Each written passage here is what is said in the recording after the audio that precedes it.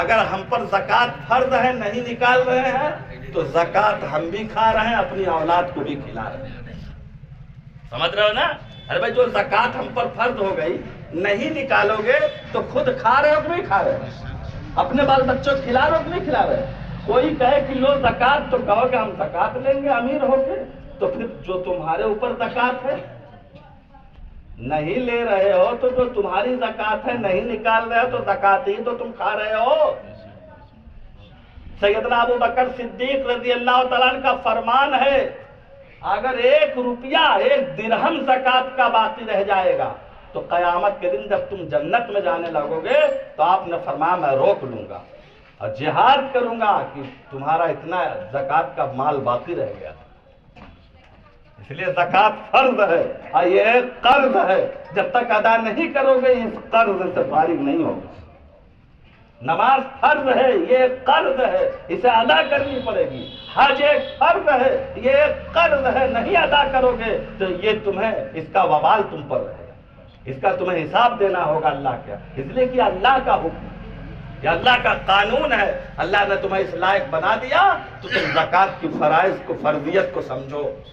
آج مسلمان زکوٰۃ نکال دیں تو مسلمانوں میں سے غریبی ختم ہو جائے۔ بے شک بے شک، کیا بات ہے، بہت اگر آج مسلمان زکوٰۃ نکال دیں، ہر علاقے میں ایک ادارہ چلے اور علاقے والے چلا لے، یار علاقے کے لوگ چلا لیں، صرف نرگہنا زکوٰۃ نکال دے تو ایک دارالعلوم چل جائے۔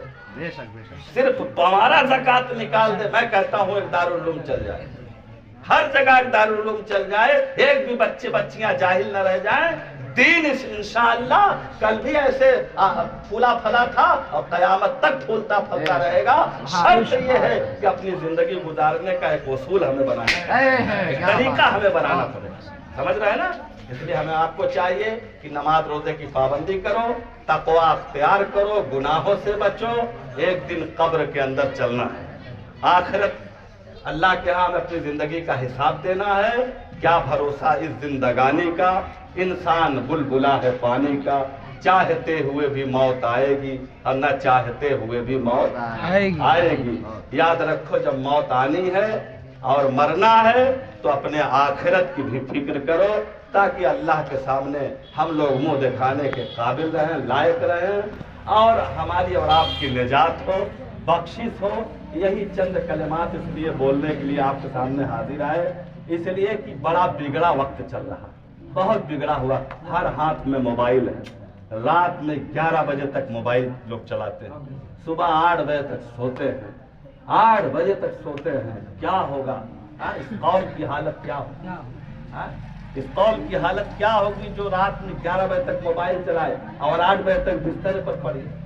فرشتے آتے ہیں، لعنت بھیج کے چلے جاتے ہیں، لعنت بھیج کے چلے جاتے ہیں۔ اس لیے گزارش ہے، اور میری ماں بہنوں سے گزارش ہے کہ میری ماں بہنوں بیٹیوں پردے کا خیال کرو، اپنے بچوں کو تعلیم دو، خود تم نمازی بنو، تمہارے گھر کا ماحول بدل جائے۔ بے شک، نمازی بن جاؤ، تلاوت کرو، گھر میں برکت ہوگی، فرشتے آئیں گے، گھر سے بلائیں دور ہو جائیں گی، انشاءاللہ تمہاری زندگی میں سکون ہی سکون ہوگا۔ هل يستوي الذين يعلمون والذين لا يعلمون وما علينا الا البلاغ۔ السلام علیکم۔